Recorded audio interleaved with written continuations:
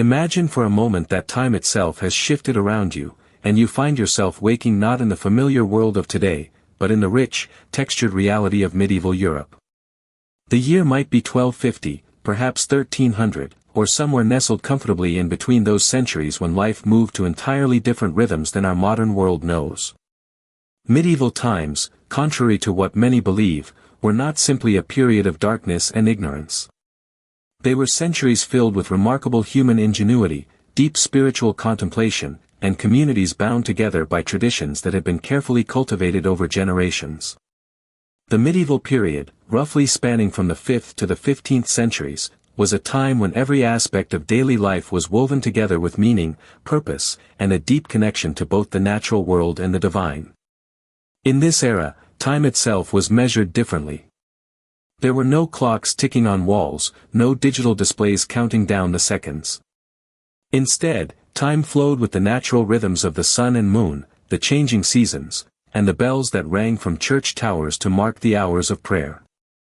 The day began before dawn with the sound of matins, the first prayer of the day, and ended with compline, the final prayer before sleep.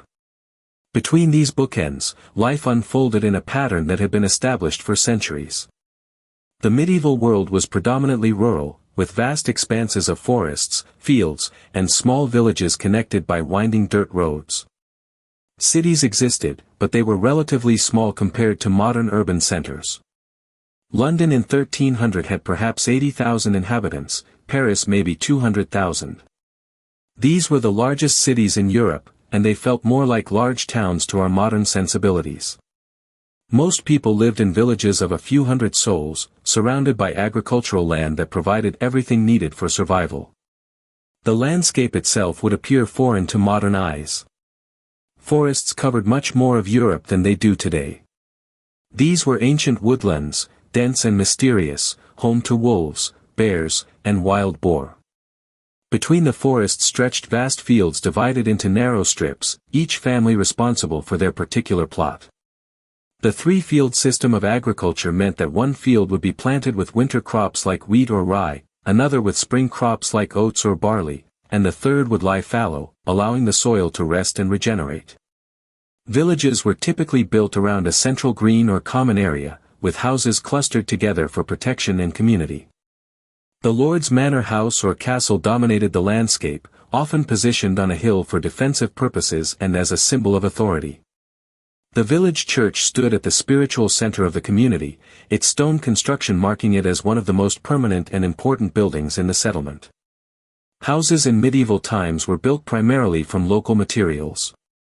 In areas rich with forests, timber framing was common, with walls filled in with wattle and daub, a mixture of wooden strips woven together and covered with a plaster made from mud, clay, and straw. In regions where stone was plentiful, houses might be built entirely of stone, though this was more expensive and typically reserved for the wealthy. Roofs were usually thatched with straw or reed, though slate and tile were used in some areas.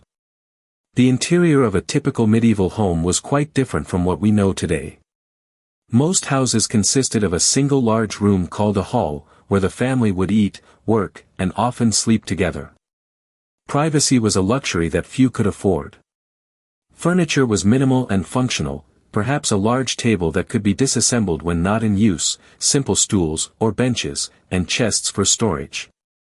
Beds, when they existed, were often just straw mattresses on the floor or simple wooden frames. Heating and lighting presented constant challenges. The central hearth was the heart of the home, providing both warmth and a place to cook food. Smoke would rise up and eventually find its way out through holes in the roof or through simple chimneys, though the process was often inefficient, leaving rooms smoky and filled with the scent of burning wood. Candles were expensive, made from beeswax or tallow, so most people relied on the light from the fire or went to bed when darkness fell. Food in medieval times was heavily dependent on the seasons and what could be preserved for the lean winter months. The medieval diet centered around bread, which was the staple food for all classes. Wheat bread was preferred by the wealthy, while the poor ate bread made from rye, barley, or even oats. Ale was the common drink for all ages, as water was often unsafe to drink. Wine was available in some regions, particularly where grapes could be grown. Meat was a luxury for most people, consumed primarily on feast days and special occasions. When meat was available, it might be pork from pigs that foraged in the forests, chicken from the few birds kept by each household, or wild game hunted in the Lord's forests. Fish was more common, especially during the many fasting days required by the church. Vegetables included onions, leeks, cabbage, and peas, while fruits might include apples, pears, and berries gathered from the wild. The medieval year was punctuated by numerous festivals and holy days that provided breaks from the routine of agricultural work. Christmas, Easter, and midsummer were the major celebrations, but there were dozens of saints' days throughout the year that called for special observances. These festivals were not just religious occasions but social ones as well, bringing communities together for feasting, dancing, and entertainment. Social structure in medieval times was rigid and clearly defined. At the top of the hierarchy was the king, followed by the great nobles who held vast estates and castles. Below them were the lesser nobles, knights who held land in exchange for military service. The vast majority of the population consisted of peasants who worked the land. Some were free farmers who owned or rented their land, while others were serfs, bound to the land and required to work for their lord in exchange for protection and the right to farm a small plot for themselves. The medieval world was deeply Christian, and religious observance shaped every aspect of daily life. The church was not just a spiritual institution but also a major landowner and political force. Monasteries served as centers of learning, preserving ancient texts and developing new agricultural techniques. Parish churches provided not only spiritual guidance but also served as community centers where important announcements were made and disputes were settled. Education was limited primarily to the clergy and the wealthy noble classes. Most people could not read or write, relying instead on oral traditions to pass down knowledge and stories from generation to generation. Those who could read and write used Latin for formal documents and learning, while vernacular languages were used for everyday communication.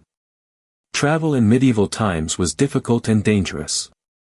Roads were often little more than worn paths, muddy in winter and dusty in summer.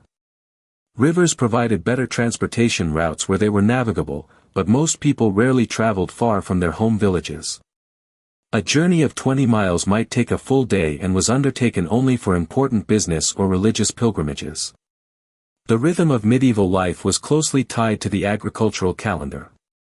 Spring brought the excitement of planting, summer the long days of tending crops, autumn the crucial harvest time when the success or failure of the year's work became apparent, and winter the quiet months of indoor crafts, storytelling, and waiting for the cycle to begin again. As you prepare to imagine yourself waking up in this world, consider how different your senses would be engaged. The sounds would be the lowing of cattle, the creaking of wooden wheels on carts, the calls of roosters at dawn, and the distant ringing of church bells.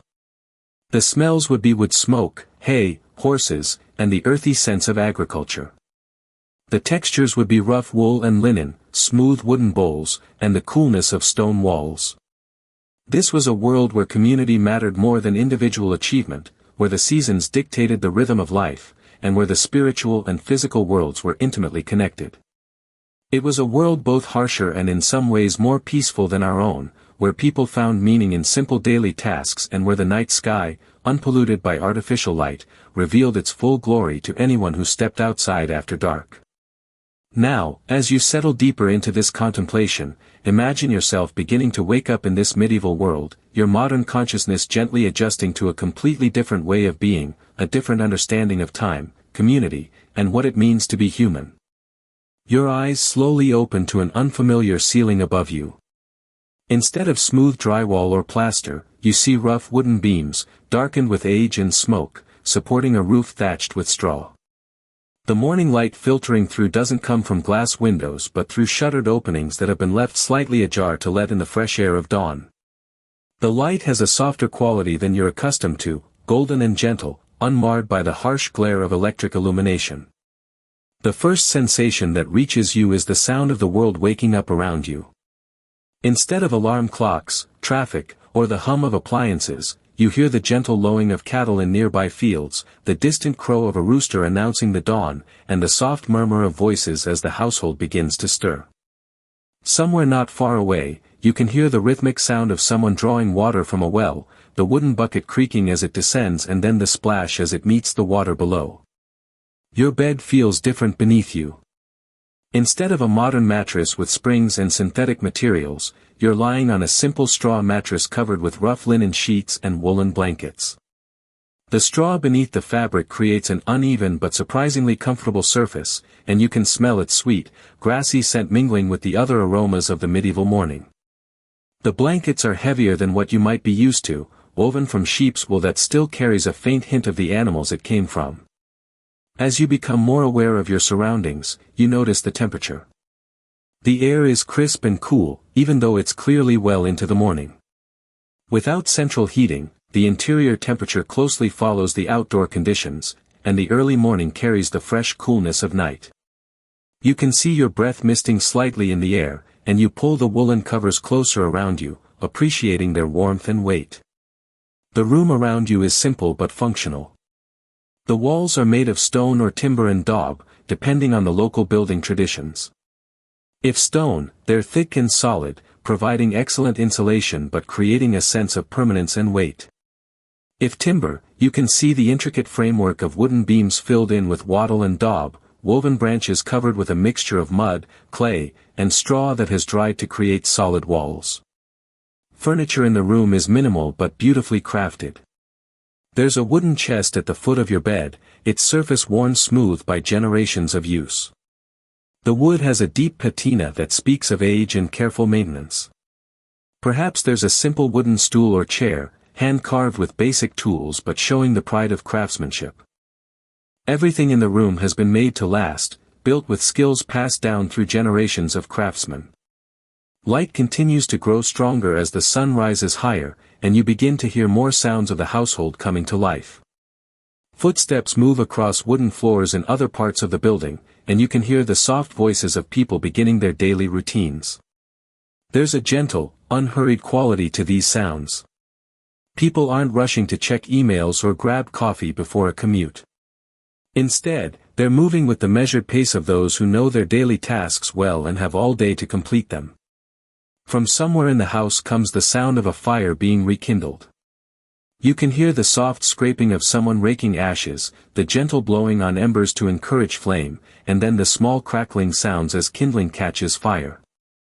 Soon, a new aroma joins the others in the air, the comforting smell of wood smoke that will provide warmth and cooking fire for the day ahead.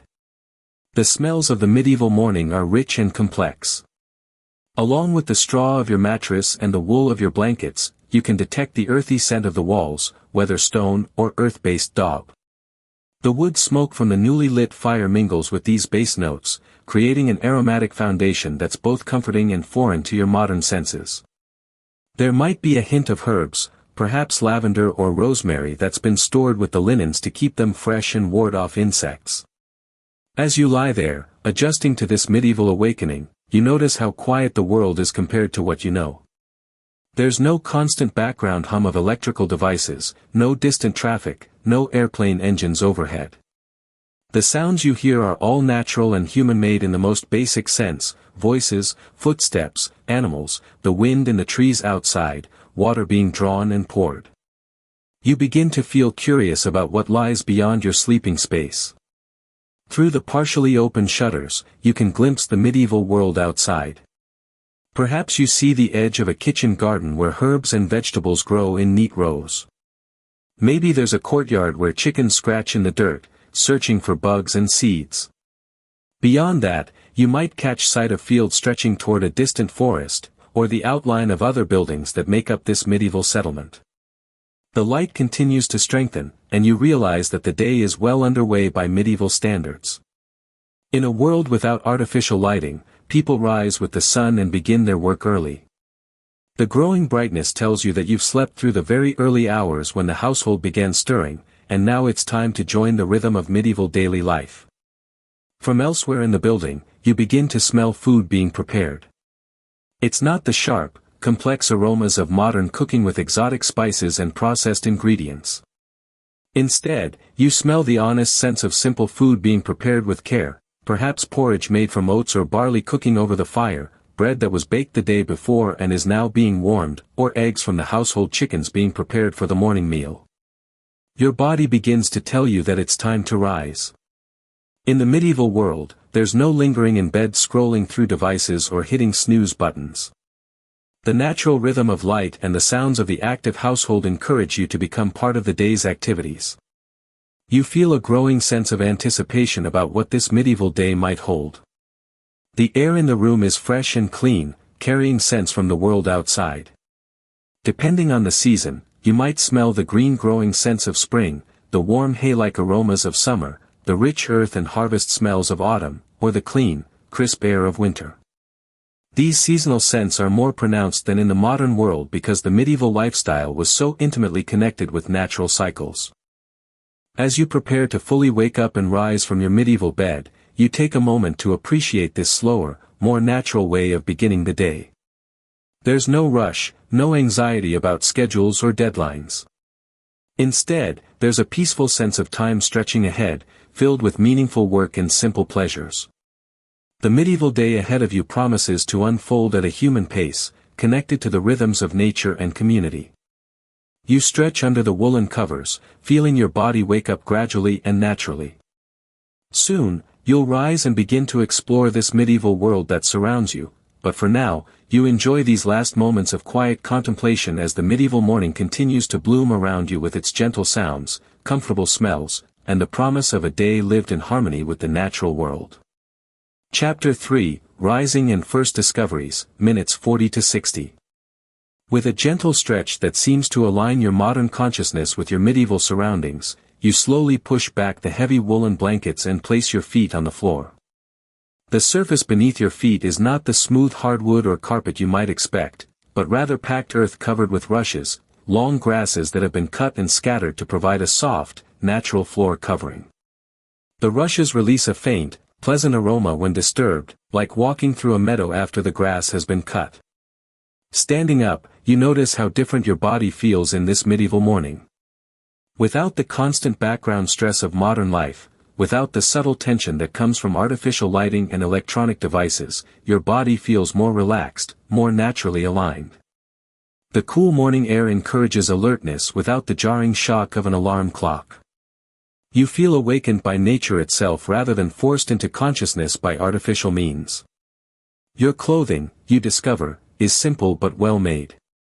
Instead of synthetic fabrics, you're wearing garments made from natural materials, perhaps a long linen shirt that reaches almost to your knees, soft against your skin and comfortable to move in. Over this might be a tunic made of wool, dyed in natural colors that are muted but pleasing, perhaps a soft brown, a gentle green, or a faded blue that speaks of plant-based dyes and traditional crafting methods. The process of dressing in medieval times was different from what you know. There are no zippers or elastic waistbands. Instead, clothing is held together with ties, belts, and simple fastenings.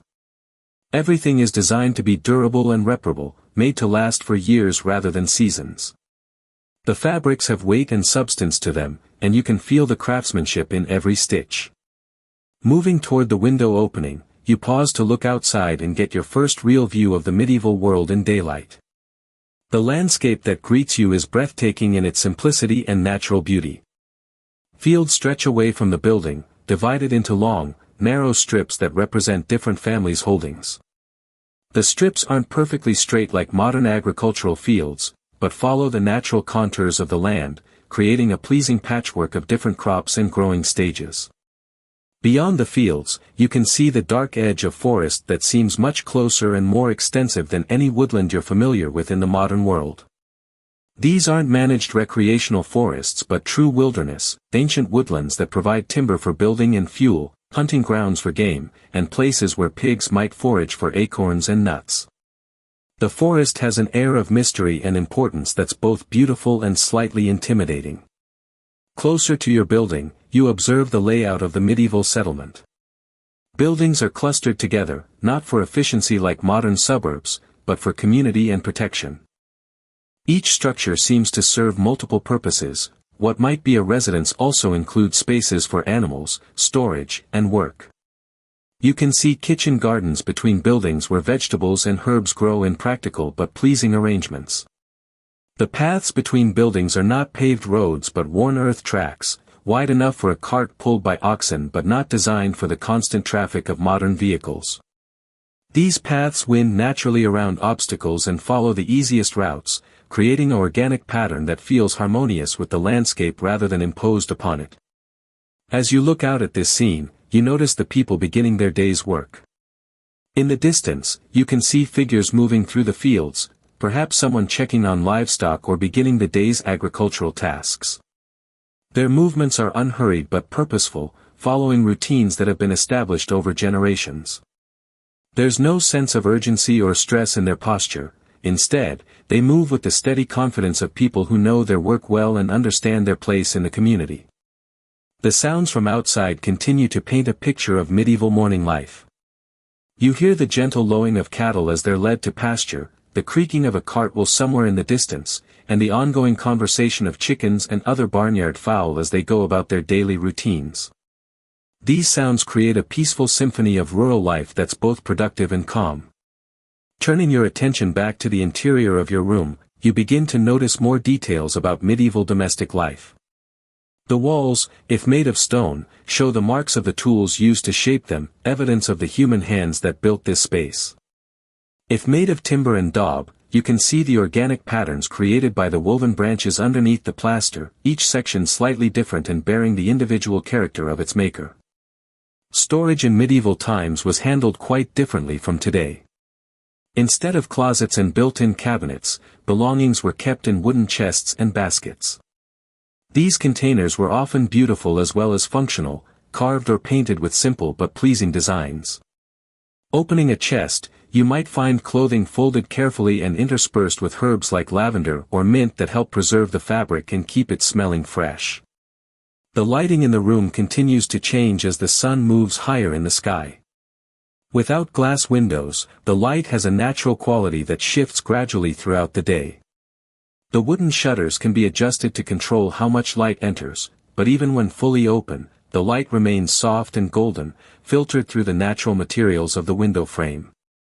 From other parts of the building, you continue to hear the sounds of people beginning their daily routines.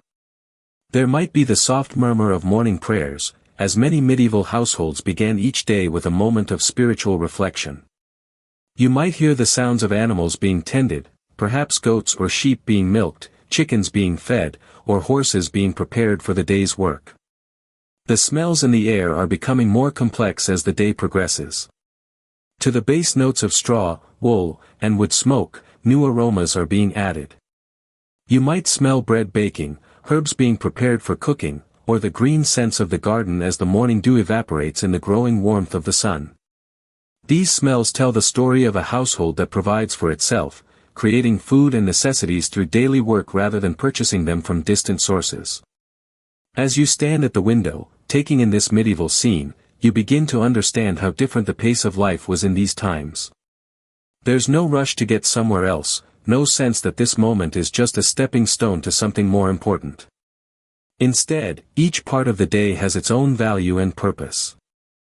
The morning is for beginning work, greeting the day, and setting intentions for the hours ahead. You feel a growing sense of peace and connection to this simpler way of life. The medieval world operates on human scales, buildings are sized for people rather than machines, distances are measured by walking rather than driving, and time moves at the pace of natural processes rather than artificial schedules. There's something deeply satisfying about being part of a world where everything has a clear purpose and where your role in the community is both obvious and valued. The morning air coming through the window carries a freshness that speaks of clean countryside, unpolluted by industrial processes or heavy traffic. You take deep breaths of this air, feeling it cleanse your lungs and clear your mind. This is air that has passed over fields and forests, carrying the sense of growing things and the natural world. As you prepare to leave your sleeping chamber and join the activities of the medieval household, you feel a sense of anticipation about what the day might bring. In this world, each day is shaped by necessary work, community interactions, and the natural progression of the seasons. There's a satisfying completeness to medieval life that comes from being closely connected to the source of your food, shelter, and community. With a final look around your sleeping chamber, you move toward the wooden door that leads to the rest of the medieval household. The door itself is a work of craftsmanship, heavy oak planks held together with iron bands forged by the village blacksmith. The handle is a simple iron latch that moves with a satisfying click as you lift it. There are no locks as we know them. Security in medieval times came from community watchfulness and the solid construction of buildings rather than complex mechanisms. As you step through the doorway, you find yourself in the main hall of the medieval house. This central room serves as the heart of domestic life, a space where the family gathers for meals, work, and social time. The hall is larger than the sleeping chamber you just left, with a high ceiling supported by massive wooden beams that have been shaped by adze and axe. The walls show the same careful construction as your chamber, but here they're more decorated, perhaps with simple tapestries or painted designs that add warmth and beauty to the functional space. The most prominent feature of the hall is the central hearth, a fire pit built into the floor and surrounded by stones. Above it, a hood or simple chimney helps direct the smoke upward, though some still lingers in the upper reaches of the room, creating a hazy atmosphere that's not unpleasant but distinctly different from modern air quality. The fire burns steadily, fed with logs that release the sweet scent of burning wood, perhaps oak, beech, or whatever local trees provide the best fuel. Around the hearth, the household is gathered for the morning meal. You see several people, each dressed in the simple but well-made clothing typical of medieval times. Their faces are weathered by outdoor work but peaceful, showing none of the stress lines that mark modern people. They move with the unhurried confidence of people who know their place in the world and are comfortable with their daily routines. The head of the household, perhaps a yeoman farmer or small landholder, sits on a simple wooden chair that shows signs of careful craftsmanship. His clothing is practical, a woolen tunic over linen undergarments, secured with a leather belt from which hangs a simple knife used for eating and various daily tasks. His wife sits nearby on a bench, her dress made of sturdy wool dyed in a soft natural color, covered by a linen apron that shows signs of morning kitchen work. Other members of the household might include older children who are already part of the working community, perhaps a servant or two if this is a more prosperous household, and possibly an elderly relative who contributes wisdom and experience to the family unit. Each person has a clearly defined role in the household economy, and there's a sense of harmony in how they interact with each other. The morning meal being prepared is simple but nourishing. The main dish might be a thick porridge made from oats or barley, cooked slowly in an iron pot that hangs over the fire. The porridge has been seasoned with salt and perhaps a bit of honey if the household keeps bees. Alongside the porridge, there might be dark bread made from rye or mixed grains, dense and filling, designed to provide energy for the physical work of the day ahead. To drink, the household shares ale, which is safer than water and provides calories as well as mild alcoholic content that helps preserve it. The ale is stored in wooden barrels and served in ceramic or wooden cups that have been shaped by local craftsmen. Even children drink ale, though theirs might be more diluted than what the adults consume. As you observe this medieval breakfast, you notice how different the eating experience is from modern meals. There are no individual plates as we know them, but rather wooden bowls or trenchers, thick slices of bread that serve as both plate and food. People eat with their hands, using their personal knives to cut food into manageable pieces. Forks are unknown in this time period, and spoons are used primarily for liquid foods like porridge or soup. The conversation around the breakfast table is gentle and focused on the day ahead. The head of household might discuss which fields need attention, whether it's time to begin harvest in certain areas, or what repairs need to be made to buildings or tools. His wife might mention tasks related to the kitchen garden, the need to preserve certain foods, or preparations for an upcoming feast day or market day. The pace of this morning meal is relaxed, without the rush that characterizes modern breakfast routines. No one is checking devices or worrying about traffic. Instead, people are present with each other, planning their day based on weather, season, and the natural rhythms of agricultural life. Time is abundant here, or at least it feels that way because it's not being artificially divided into precise increments. As you join this household gathering, you're welcomed with the natural hospitality of medieval times.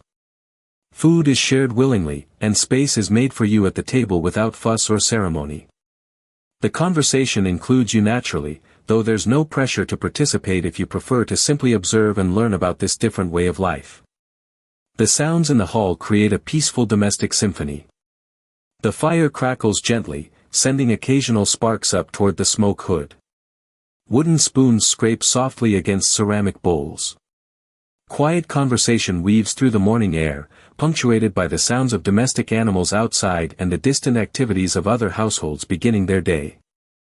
The light in the hall comes from the fire and from openings in the walls that can be shuttered against weather but are now open to let in the morning sunshine. This natural lighting creates a warm, golden atmosphere that changes gradually as the sun moves across the sky.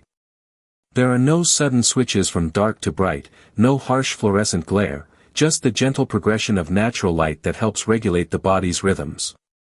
The smells in the hall are rich and comforting. The wood smoke from the fire mingles with the aromas of cooking food, the earthy scent of grain porridge, the yeasty smell of bread, and perhaps herbs that have been added to the morning meal. Underneath these food smells are the base notes of the medieval household: wool, leather, wood, and the faint scents of herbs that have been scattered among stored clothing and household goods. As the meal progresses, you begin to understand the social dynamics of medieval household life. Conversation is respectful and inclusive, with each person's contributions valued according to their experience and expertise. The older members of the household are listened to carefully when they speak, their accumulated wisdom considered valuable to the community's decisions. The roles of men and women are clearly defined but complementary. The men might focus more on field work, animal husbandry, and tasks that require significant physical strength, while the women manage the household, kitchen garden, food preservation, and textile production. However, there's considerable overlap, and everyone understands that the success of the household depends on everyone contributing their skills and effort. Children in the medieval household are not segregated from adult activities but are gradually integrated into the working life of the community. Even young children have tasks appropriate to their age and abilities, perhaps feeding chickens, gathering eggs, or helping with simple food preparation. This integration helps them learn the skills they'll need as adults while contributing to the household's productivity. As the morning meal concludes, people begin to disperse to their daily tasks. The transition from eating to working is gradual and natural, without the sharp divisions that mark modern schedule-driven life. Some members of the household might linger around the fire for a few more minutes of conversation, while others begin clearing away the breakfast materials and preparing for the day's work. You sense an opportunity to explore more of this medieval world, perhaps by joining one of the household members in their daily tasks or by exploring the buildings and grounds that make up this medieval settlement. The day is still young, and there's much to discover about how people lived, worked, and found meaning in this very different world. The peaceful rhythm of medieval life continues around you, unhurried but purposeful, connected to natural cycles and community needs. You feel yourself settling into this rhythm, appreciating the way it allows for both productivity and contemplation, work and rest, individual contribution and community harmony. Following one of the household members who has finished the morning meal, you step outside into the full brightness of the medieval day. The transition from the dim, smoky interior to the clear outdoor light is gradual and pleasant, your eyes adjusting naturally to the increased brightness. The air outside is crisp and clean, carrying scents and sounds that tell the story of a community intimately connected to the land and natural cycles. The immediate area around the main dwelling is a complex of interconnected spaces, each serving specific purposes in the medieval household economy. Unlike modern homes with their clear distinctions between living space and utility areas, medieval buildings flow together organically, creating a functional unit where humans, animals, and stored goods coexist in carefully planned harmony. The first space you encounter might be a kitchen garden, positioned close to the main house for convenience and protection. This garden is laid out in neat, practical rows where vegetables and herbs grow together in combinations that make both agricultural and culinary sense. You see rows of onions and leeks, their green tops swaying gently in the morning breeze. Nearby, cabbages form tight heads while peas climb up wooden supports made from branches cut from the nearby forest. The garden paths between the planted rows are not paved but made of packed earth, worn smooth by generations of footsteps. These paths are wide enough for someone to walk comfortably while carrying baskets or tools, but narrow enough to maximize the growing space. Along the edges of the garden, you notice herbs planted both for cooking and for their medicinal properties, perhaps sage, thyme, and rosemary, their aromatic leaves releasing pleasant scents as you brush past them. Beyond the kitchen garden, you come to an area where fruit trees have been planted in a small orchard. Apple trees dominate, their branches heavy with developing fruit that will be crucial for the household's winter food supply. The apples will be eaten fresh during harvest time, but many will be dried, made into cider, or stored in cool cellars to provide vitamins and variety during the long winter months. Between the apple trees, you might see pear trees and perhaps cherry or plum trees, depending on the local climate and soil conditions. The orchard floor is not manicured like a modern landscape but allowed to grow in natural grasses and wildflowers that provide habitat for beneficial insects and add beauty to the functional space. This approach to land management reflects the medieval understanding that productivity and natural beauty can coexist, that working with natural systems is more effective than trying to control them completely. Moving further from the main dwelling, you encounter the animal quarters, essential components of medieval household life. A wooden fence encloses a yard where chickens scratch and peck, their movements creating small clouds of dust as they search for insects and seeds. The chickens are smaller and more varied in color than modern commercial breeds, representing hardy local stock that can survive on simple feed and provide both eggs and meat for the household. Near the chicken yard, you might find a small building that serves as a sheepfold or goat pen. These animals are crucial to medieval life, providing milk, cheese, wool, and eventually meat. The sheep, if present, are the ancestors of modern breeds but smaller and hardier, able to survive on rough pasture and produce wool that, while coarser than modern fabrics, can be spun and woven into durable clothing and blankets.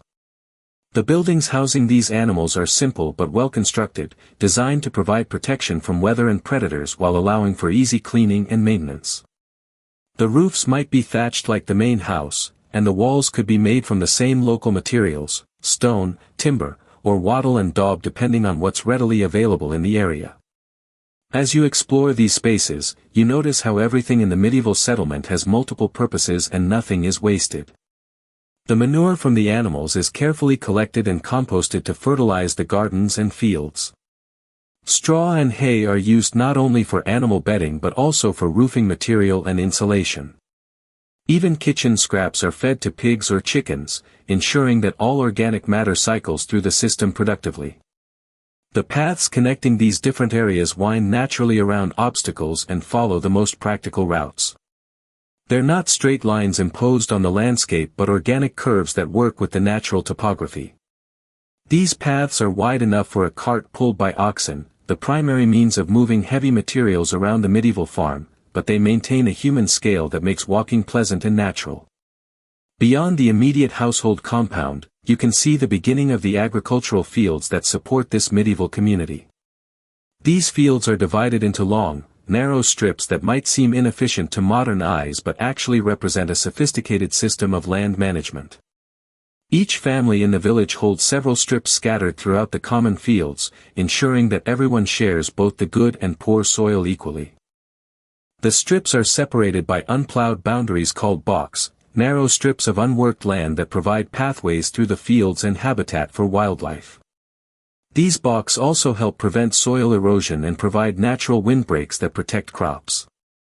The whole system represents centuries of agricultural experimentation and adaptation to local conditions.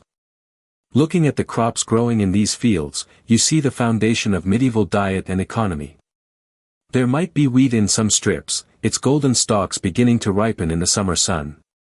Other strips contain barley or oats, grains that are hardier and more reliable than wheat but less prestigious. The different grains serve different purposes, wheat for the finest bread, barley for ale production, and oats for porridge and animal feed. Between the cultivated strips, you might see areas that lie fallow, part of the medieval three-field system that allows 1/3 of the land to rest each year. These fallow fields aren't empty but are often used as pasture for animals, whose grazing helps fertilize the soil naturally while providing food for livestock.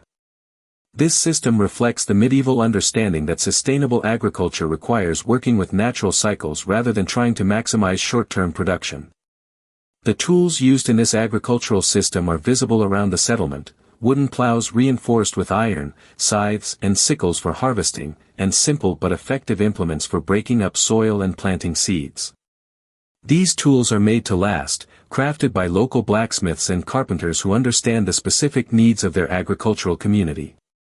Each tool represents hours of skilled labor and is maintained carefully throughout its useful life. As you walk through this medieval landscape, you notice the sounds that accompany rural life. Birds sing from the hedgerows that separate fields, providing both beautiful music and natural pest control as they hunt insects that might damage crops.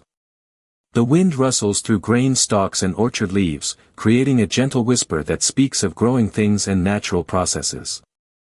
In the distance, you might hear the voices of other workers in the fields, calling to each other as they coordinate their labor. The smells of this medieval countryside are clean and natural. The earth smells rich and fertile, especially where it's been recently worked. The growing plants contribute their own aromas: the green scent of grass and grain, the sweet fragrance of fruit trees, and the herbal notes from kitchen gardens. These smells change throughout the day as the sun warms different plants and areas, creating a constantly shifting aromatic landscape that connects you directly to the agricultural cycle. The visual beauty of this medieval landscape is striking in its simplicity and harmony. Colors are muted but rich: the golden brown of grain fields, the various greens of grass and leaves, the earth tones of buildings and pathways. Everything fits together naturally, creating a scene that feels both productive and peaceful, functional and beautiful. As you continue your exploration, you feel a growing appreciation for the complexity and sophistication of medieval agricultural life.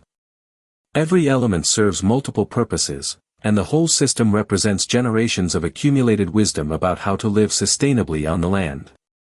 The pace is unhurried but steady, allowing for both hard work and contemplative appreciation of the natural world. Following a path that leads away from the household compound, you walk toward the heart of the medieval village, where the individual family units come together to form a larger community.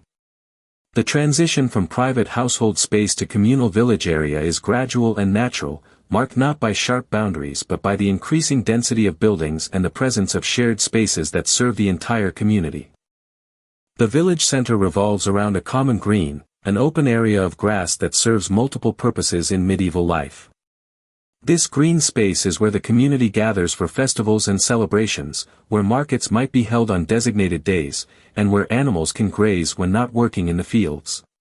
The green is not perfectly manicured like a modern park but has the natural, slightly uneven character of land that's been grazed and walked on for generations. Surrounding the village green, you see the various buildings that make up the social and economic infrastructure of medieval community life. The most prominent structure is likely the parish church, built of stone and designed to last for centuries. The church represents not only the spiritual center of the community but also serves as a meeting place for village business, a repository for important documents, and sometimes even as a place of refuge during times of trouble. The church building itself tells the story of medieval craftsmanship and devotion. The walls are thick stone, carefully fitted together by master masons who understood both engineering and aesthetics. The windows might be small and high, designed more for structural integrity than for light, though they may contain simple stained glass that creates beautiful colored patterns when the sun shines through. The roof is likely made of slate or tile, materials that will last much longer than thatch and better protect the valuable interior. Inside the church, if you were to visit, you would find a space designed to inspire reverence and community worship. The interior might be decorated with simple wall paintings depicting biblical scenes, created by local artists using natural pigments. These paintings serve both decorative and educational purposes, telling important stories to a congregation that largely cannot read. The wooden pews, if they exist at all, are simple benches that can accommodate the entire village population during important religious observances. Near the church, you notice the house of the village priest, a simple building that reflects his important but not wealthy status in the community. The priest's house might be slightly larger than average peasant dwellings and perhaps built more solidly, but it maintains the same basic construction and layout as other village buildings. The priest plays a crucial role in village life, not only conducting religious services but also serving as one of the few educated members of the community, able to read and write and therefore help with legal documents and correspondence. Other important community buildings cluster around the village green. There might be a mill, either powered by water from a nearby stream or by wind, where grain from the surrounding fields is ground into flour. The mill represents a significant investment by the lord of the manor and serves all the families in the village, who bring their grain here and pay a portion of their flour as rent for using the facility. The miller's house stands near the mill, and the miller himself is an important figure in village life. He must be trusted with the community's grain supply and skilled in the complex process of converting grain into flour. The miller's work requires both technical knowledge and physical strength, as the heavy millstones must be maintained and adjusted to produce the best possible flour from each family's precious grain harvest. You might also see a blacksmith's forge, identifiable by the stone chimney and the sounds of metalwork, the ring of hammer on anvil, the whoosh of bellows feeding air to the fire, and the hiss of hot metal being quenched in water. The blacksmith is crucial to village life, creating and maintaining the iron tools that make agriculture possible, shoeing the horses and oxen that provide power for heavy work, and crafting household items like nails, hinges, and cooking implements. The blacksmith's workshop is a fascinating place, filled with the tools and materials of metalworking. You can see the forge with its carefully tended fire, the anvil scarred by thousands of hammer blows, and the various specialized tools used to shape hot iron into useful objects. The floor around the forge is covered with coal dust and metal shavings, evidence of the constant work that keeps the village equipped with essential metal goods. As you explore the village, you encounter other residents going about their daily tasks. Perhaps you see women carrying water from the village well, a stone-lined pit that provides clean drinking water for the entire community. The well is often a social center where people gather to exchange news and gossip while completing this essential daily chore. The water containers are typically wooden buckets or ceramic jugs, containers that must be carefully maintained to prevent contamination. Children are present throughout the village, not segregated in schools or organized activities but integrated into the working life of the community. You might see young boys helping their fathers with animal care or simple agricultural tasks, learning the skills they'll need as adults through direct participation rather than formal education. Girls work alongside their mothers, learning cooking, textile production, and household management through hands-on experience. The pace of village life is steady but unhurried. People move with purpose but without the frantic energy of modern life. Conversations happen naturally as people encounter each other during their daily tasks. There's time for social interaction, for checking on neighbors, and for the kind of community building that happens when people live and work closely together over many years. The market day, if it falls during your visit, transforms the village green into a bustling center of economic activity. Farmers bring surplus produce to trade or sell, craftspeople display their wares, and traveling merchants might offer goods not available locally.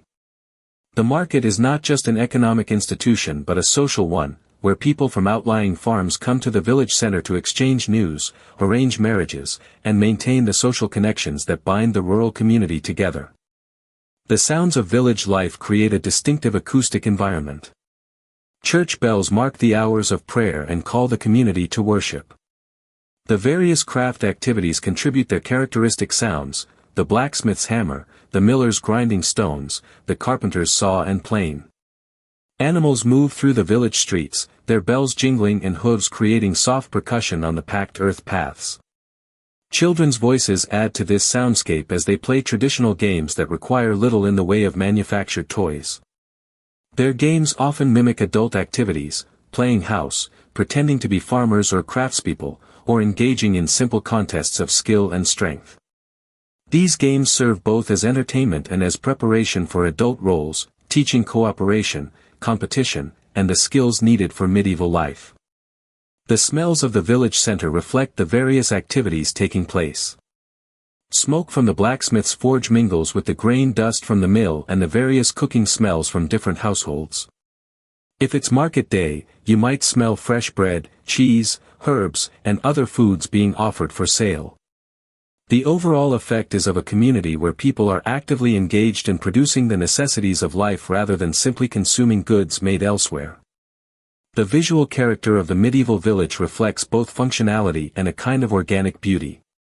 Buildings are sized for human habitation and use, creating intimate spaces that feel comfortable rather than overwhelming.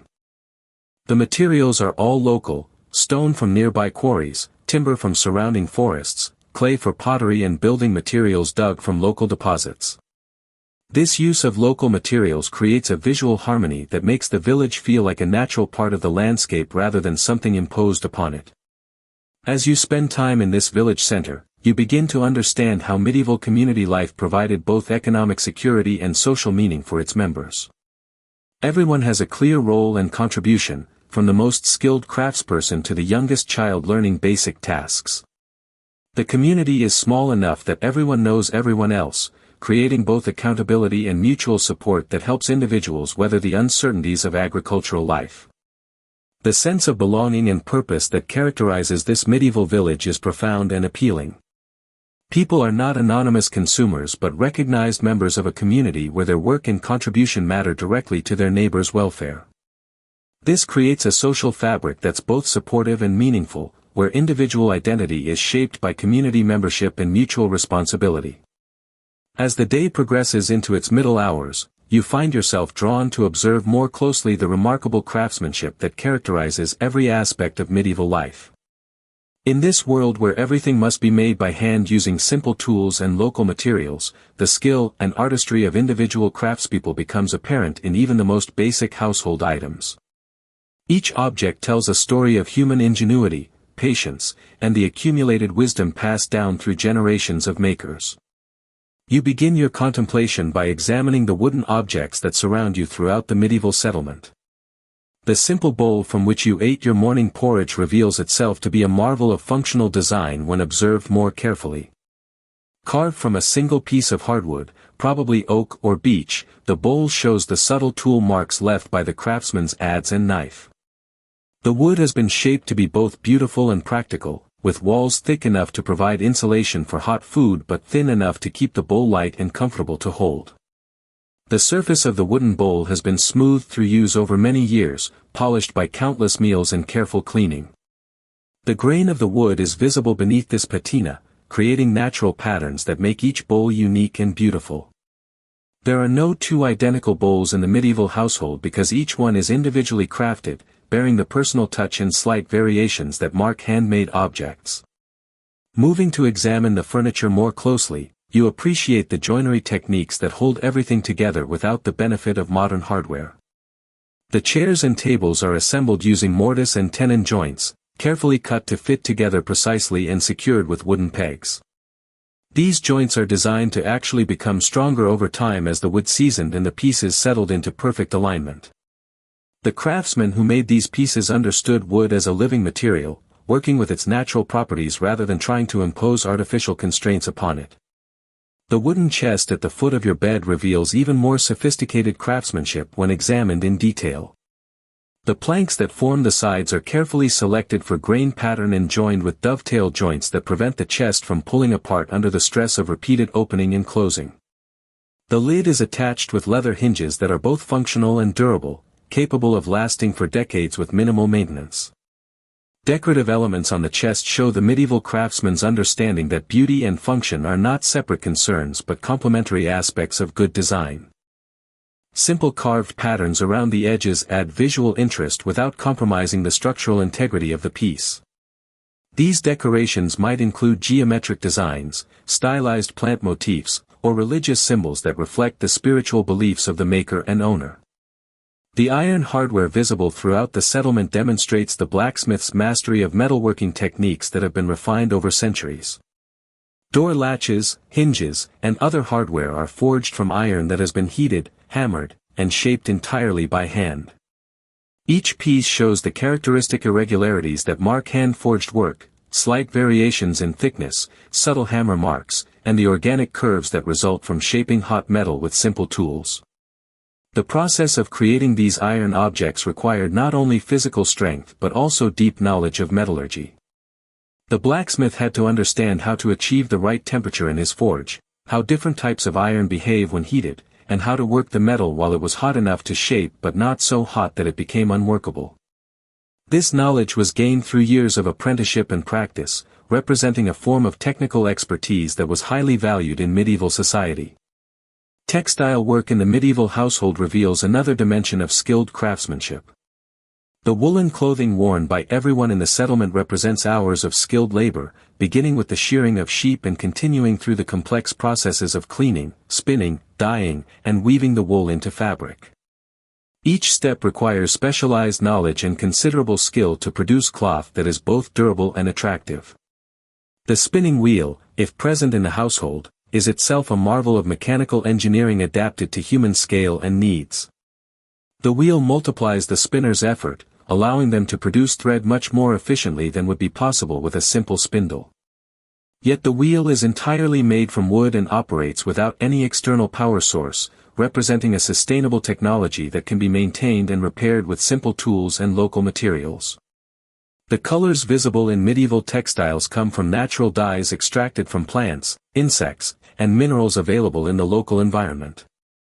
Blue might come from woad plants grown specifically for dyeing, red from madder root or cochineal insects, yellow from various flowers and herbs. These natural dyes create colors that are both beautiful and harmonious with the natural world, and the knowledge of how to extract and use these dyes represents another form of specialized craft knowledge. Weaving the dyed wool into fabric requires both technical skill and artistic sensibility. The weaver must understand how different threads interact, how to create patterns and textures, and how to maintain consistent tension throughout the weaving process. The patterns woven into medieval textiles often carry cultural meaning, representing family traditions, regional styles, or symbolic content that connects the maker and wearer to their community and beliefs. The pottery used for cooking and storage in the medieval household demonstrates the potter's mastery of clay as a material and fire as a transformative force. Clay vessels are shaped on a potter's wheel, a simple but effective technology that allows the craftsman to create symmetrical, thin-walled vessels that are both beautiful and functional. The potter must understand clay bodies, glazes, and firing techniques to produce vessels that will hold liquids without leaking and withstand the thermal shock of cooking. The glazes on medieval pottery often contain lead, which creates beautiful colors and surface effects but requires careful handling by the potter. The firing process transforms the raw clay and glaze materials into a durable ceramic that can last for centuries if properly cared for. Each firing is a complex process that requires careful attention to temperature, atmosphere, and timing to achieve the desired results. Stone carving, visible in the church and some of the more substantial buildings, represents perhaps the most permanent form of medieval craftsmanship. The stone masons who built these structures understood both the structural properties of stone and the aesthetic possibilities of carved decoration. Working with simple tools, chisels, hammers, and measuring devices, they created buildings that have survived for centuries and continue to inspire admiration for their beauty and engineering sophistication. The carved decorations on stone buildings serve both aesthetic and symbolic purposes. Geometric patterns, plant motifs, and religious imagery help transform functional structures into works of art that elevate the human spirit while serving practical needs. These decorations also demonstrate the medieval understanding that craftsmanship should serve both body and soul, providing not only functional objects but also beauty that enriches daily life. Tool making itself represents a crucial craft in medieval society. The carpenter's planes, chisels, and saws, the farmer's plows and harrows, the cook's knives and ladles, all of these must be made by skilled craftspeople who understand both the materials they're working with and the needs of the people who will use the tools. A well-made tool can last for generations, passed down from father to son and maintained through careful use and occasional repair. The relationship between craftsman and user in medieval society is much more direct than in our modern world. The person who makes your shoes knows your feet, the carpenter who builds your furniture understands how you live, the blacksmith who shoes your horse is familiar with your work patterns. This direct relationship creates accountability and ensures that crafted objects truly serve the needs of their users. As you contemplate these various forms of medieval craftsmanship, you begin to understand how this world created a different relationship between people and objects. Everything around you has been touched by human hands, shaped by human intelligence, and created with human care. There are no mass-produced items, no disposable goods, no objects whose origin and maker are unknown. Instead, you're surrounded by things that carry the human story in their making and that connect you directly to the skills and care of your community members. This connection between maker and user, between craft and daily life, creates a richness of meaning that extends beyond mere functionality. Objects become treasured not only for what they do but for who made them, how they were made, and the skill and care that went into their creation. This creates a world where beauty and utility are seamlessly integrated, where daily life is enriched by constant contact with skilled craftsmanship. As the sun begins its descent toward the western horizon, the medieval day enters its quieter phase, and the rhythm of life begins to slow in preparation for the night ahead. The intense heat of midday has passed, and the air carries a gentle coolness that speaks of evening's approach. This transition from day to night in medieval times is much more pronounced than in our modern world, where artificial lighting can extend the day indefinitely. Here, the natural cycle of light and darkness still governs the rhythm of human activity. You find yourself back in the main hall of the medieval household as the family gathers for the evening meal. The central hearth, which has been burning all day, now takes on new importance as both a source of light and the center for cooking the day's final meal. The fire has been built up with fresh logs, creating a warm, golden glow that pushes back the shadows gathering in the corners of the room. The evening meal preparation is a quieter, more contemplative process than the quick morning breakfast. After a full day of physical labor in the fields and around the household, people move with the satisfied tiredness that comes from productive work well done. Conversations are softer now, focused on reflecting on the day's accomplishments and making gentle plans for tomorrow's tasks. The food being prepared for evening reflects the medieval preference for the main meal at midday, with evening eating being lighter and more focused on comfort than substantial nutrition. Perhaps there's a simple soup made from vegetables gathered from the kitchen garden, simmered slowly in an iron pot hung over the fire. The soup might contain leeks, onions, and cabbage, along with herbs that add both flavor and preservation qualities. Bread from the morning's baking is brought out again, perhaps toasted slightly over the fire to warm it and create a pleasant contrast between the crispy exterior and soft interior. Cheese, if available, might be served alongside the bread, a hard cheese made from sheep's or goat's milk and aged in the cool storage areas of the household. The cheese represents months of careful work, from milking the animals to the complex process of curdling, pressing, and aging that transforms liquid milk into a durable, nutritious food. As you share in this evening meal, you notice how the diminishing natural light affects the atmosphere of the gathering.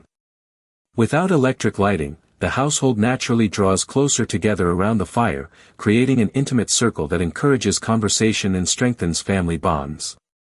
The dancing flames create moving shadows on the walls, giving the room a sense of life and warmth that feels deeply comforting. The conversations during the evening meal tend toward reflection and storytelling rather than the practical planning that characterized morning discussions. Someone might share a humorous incident from the day's work, or an older member of the household might begin telling a traditional story that has been passed down through generations. These stories serve multiple purposes: entertainment, education, and the preservation of cultural knowledge that helps bind the community together. After the meal, as the evening progresses toward night, the household begins the gradual process of preparing for sleep.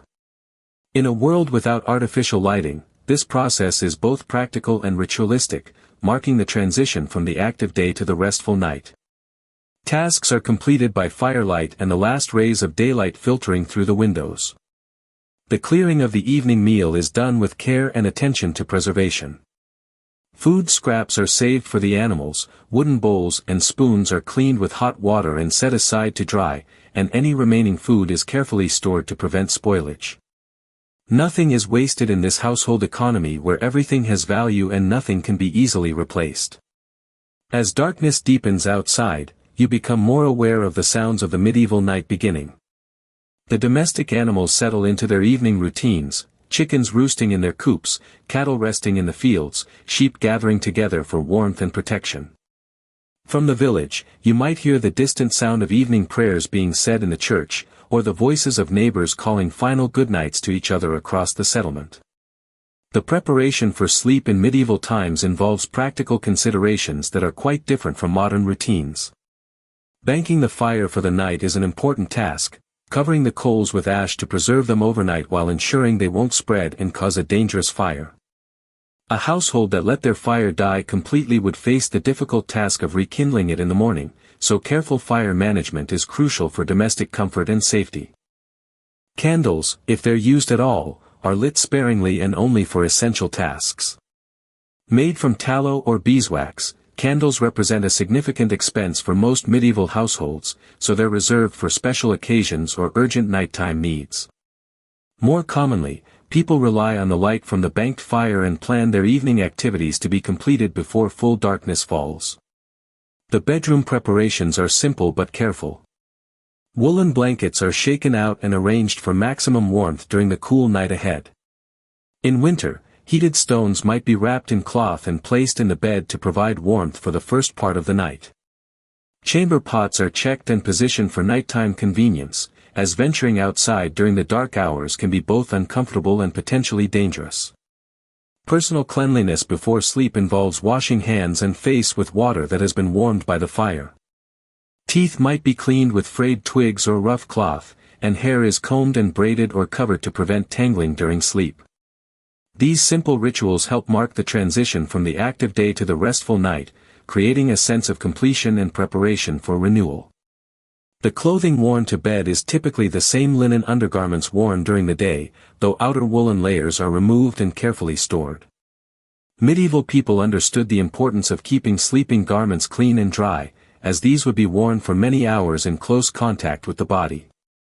Wool and linen, the primary textile fibers available, are naturally antibacterial and moisture-wicking, making them ideal for both day and night wear.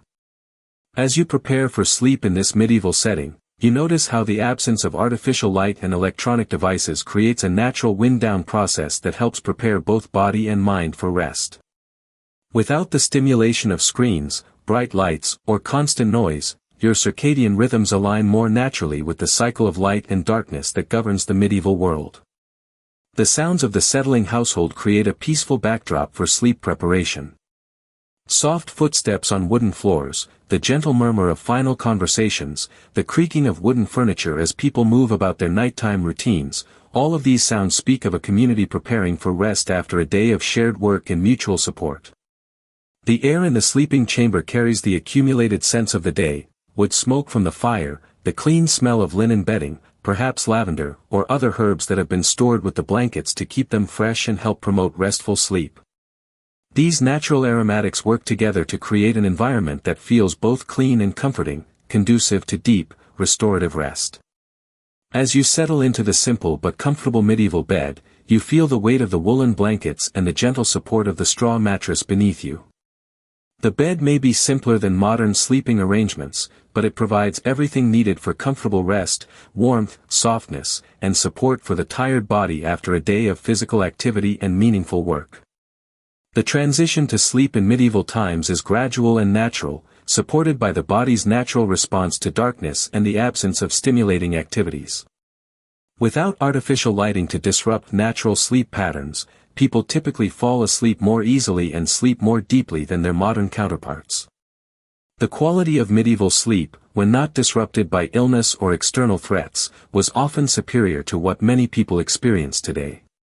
As you lie in this medieval bed, listening to the gentle sounds of the household settling for the night, you feel a profound sense of peace and security. You're part of a community where everyone has a place and a purpose, where the day's work has been completed satisfactorily, and where tomorrow's tasks wait patiently for the return of daylight. This sense of completeness and continuity creates ideal conditions for deep, restful sleep. The medieval night settles around you like a gentle embrace, wrapping the entire household in a blanket of peaceful darkness that modern people rarely experience. Outside your window, the world has transformed into a landscape lit only by starlight and the occasional glimpse of moon through passing clouds. Without the intrusion of electric lights, street lamps, or the glow of electronic devices, the medieval night sky reveals its full glory, thousands of stars visible in crisp detail, creating a canopy of light that has inspired wonder and contemplation for countless generations. As you rest in your simple but comfortable bed, your body naturally responds to this environment of complete darkness and quiet. The absence of artificial stimulation allows your nervous system to enter the parasympathetic state that promotes deep, restorative sleep. Your breathing becomes slower and more regular, matching the peaceful rhythm of the medieval night around you. The sounds that reach you now are the gentle whispers of the natural world at rest. Perhaps a soft breeze moves through the thatch above you, creating the faintest rustle as individual straws shift against each other. This sound is so subtle and rhythmic that it becomes a natural lullaby, helping to slow your thoughts and ease your transition into sleep. The wind carries with it the clean scents of the countryside, fresh grass, earth, and the faint perfume of wildflowers that bloom in the meadows beyond the village.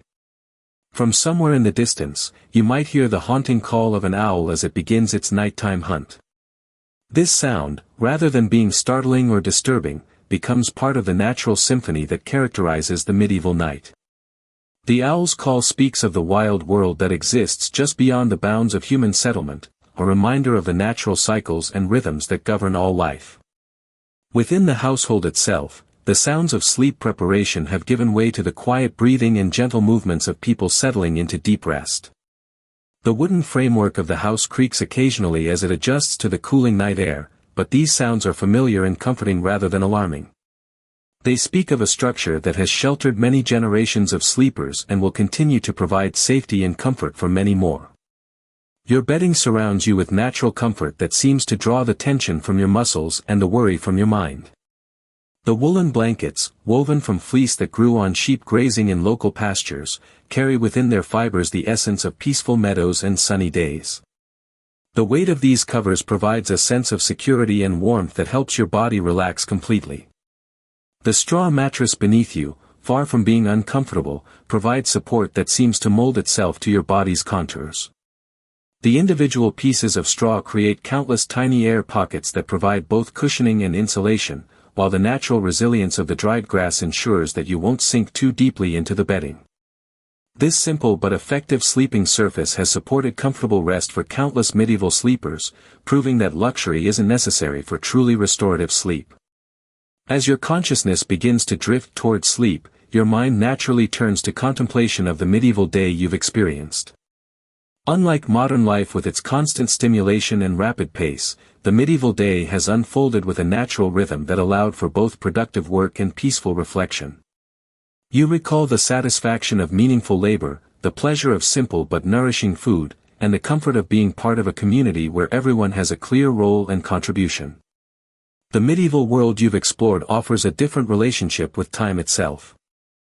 Instead of being divided into precise increments and scheduled with artificial urgency, time in this world flows with natural rhythms. The day begins with sunrise and ends with sunset. Meals happen when hunger and the availability of food coincide. Work continues as long as light and energy permit. Rest comes naturally when darkness falls and the body calls for restoration. This natural relationship with time creates a sense of peace and completeness that's increasingly rare in the modern world.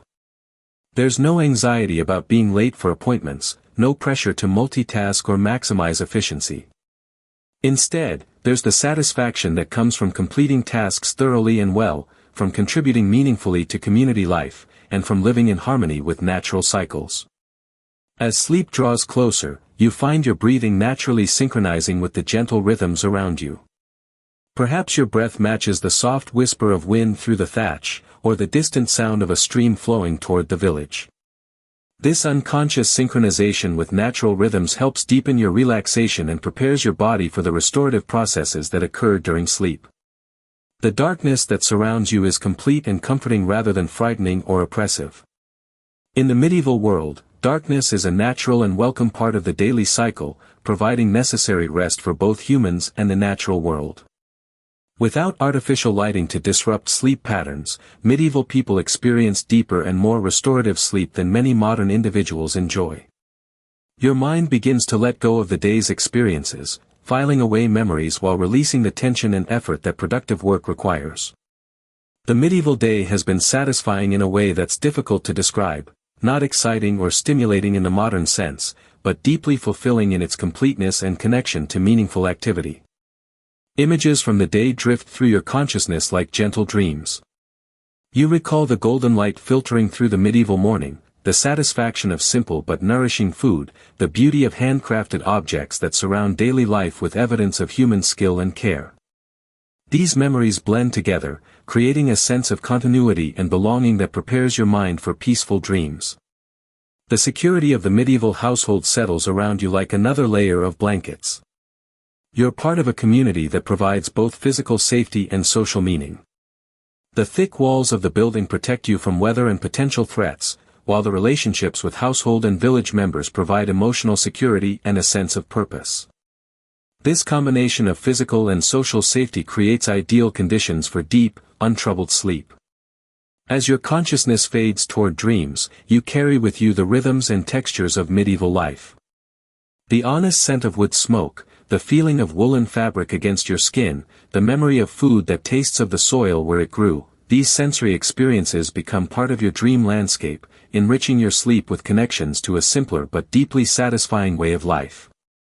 Your breathing becomes so slow and regular that it barely disturbs the peaceful air around you.